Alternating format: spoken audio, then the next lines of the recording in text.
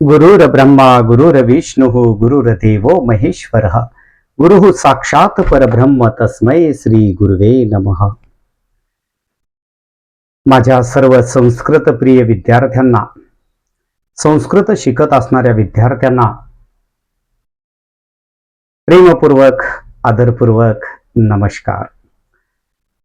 प्रत्येक शाळेतील घटक चाचणी परीक्षा एक साधारणतः सध्या संपत येत आहे. काही जणांच्या संपलेल्या आहेत आणि मला खरंच मनातून अभिमान वाटतो की माझ्याकडे शारदा संस्कृत क्लासेसच्या माध्यमाने जे काही विद्यार्थी येतात त्यापैकी वेगवेगळ्या शाळेच्या विद्यार्थ्यांचा रिझल्ट सुद्धा आलेला आहे.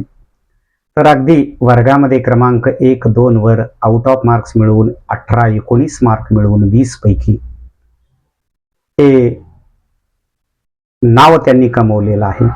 खरंच त्या आदर्श अशा पालकांचे आणि त्या विद्यार्थ्यांचे मी मनपूर्वक अभिनंदन करू इच्छितो. आता येणारा काळ म्हणजे दिवाळीच्या अगोदरची प्रथम सत्र परीक्षा.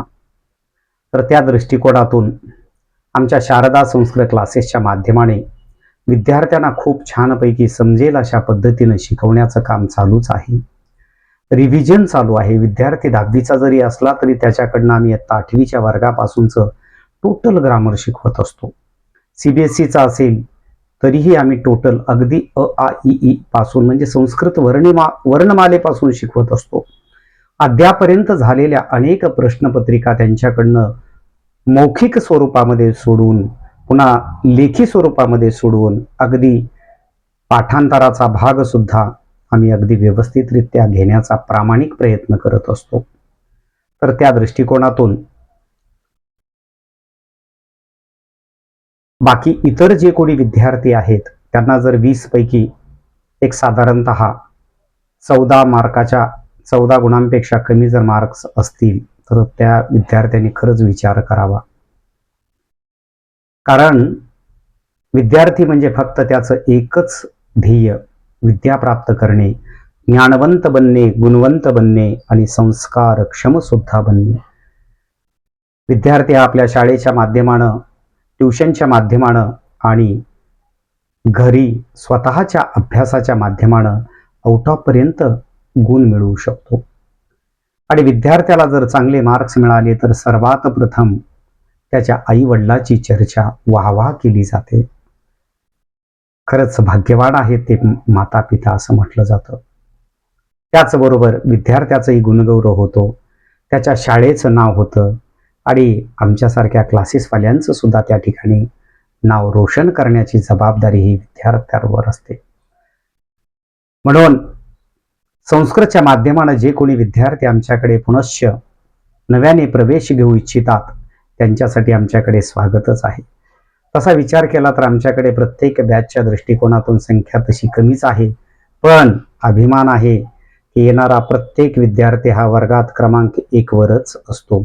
आजपर्यंतचाही आमचा रिझल्ट पाहू शकता.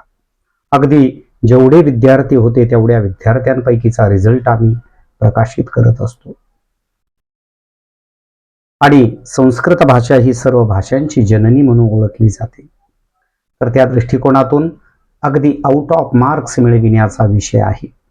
म्हणून विद्यार्थ्यांनी आणि पालकांनी खरंच चिंतन करावं. आमच्याकडे सकाळी 6 ते 9 पर्यंत आणि दुपारी 1 वाजल्यापासून रात्री 7 वाजेपर्यंत ऑफलाईन बॅचेस चालतात. 7:20 वाजल्यापासून 9:20 वाजेपर्यंत आमच्याकडे ऑनलाईन बॅचेस सुद्धा उपलब्ध आहेत. जे कोणी बाहेरगावी राहतात किंवा क्लासेस प्रत्यक्षरित्या आमच्यापर्यंत पोहोचू शकत नाहीत अशांसाठी प्रोजेक्टर सुविधा आहे.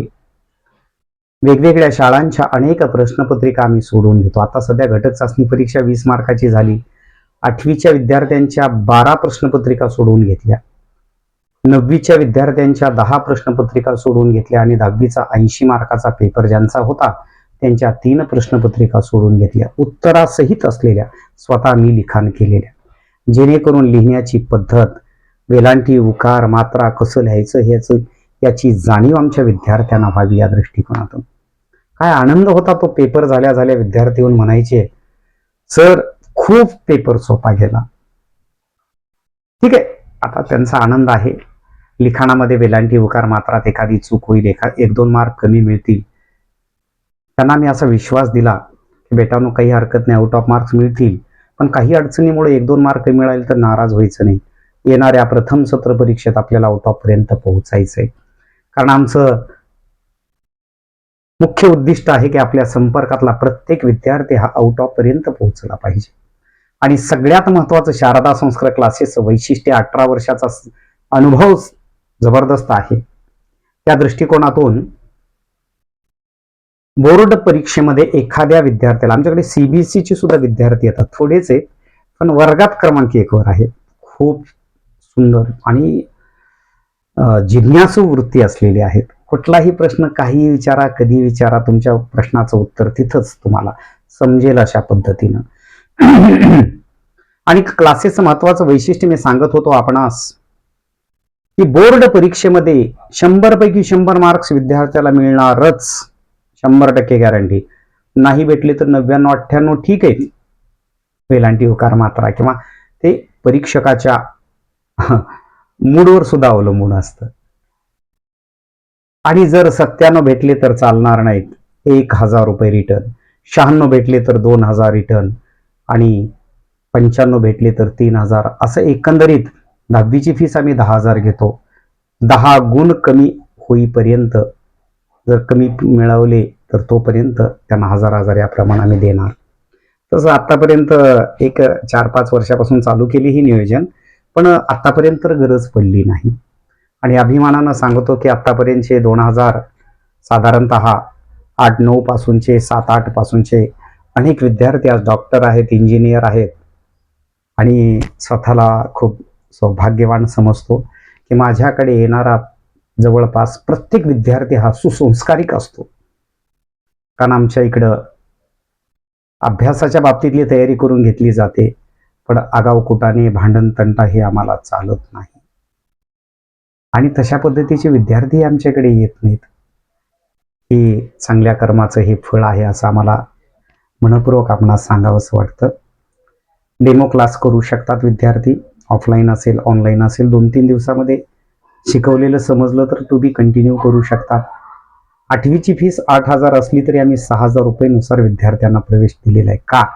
कारण आता 8वी, 9वी आणि 10वी 3 सलग वर्षे जर विद्यार्थी असेल तर खूप मोठा आनंद त्या ठिकाणी साजरा करण्याचा योग येतो. आउट ऑफच एक सुद्धा कमी नाही. आणि जर एवढं 3 वर्ष राहून सुद्धा जर मार्क्स कमी मिळाले तर मग आमचा काय उपयोग?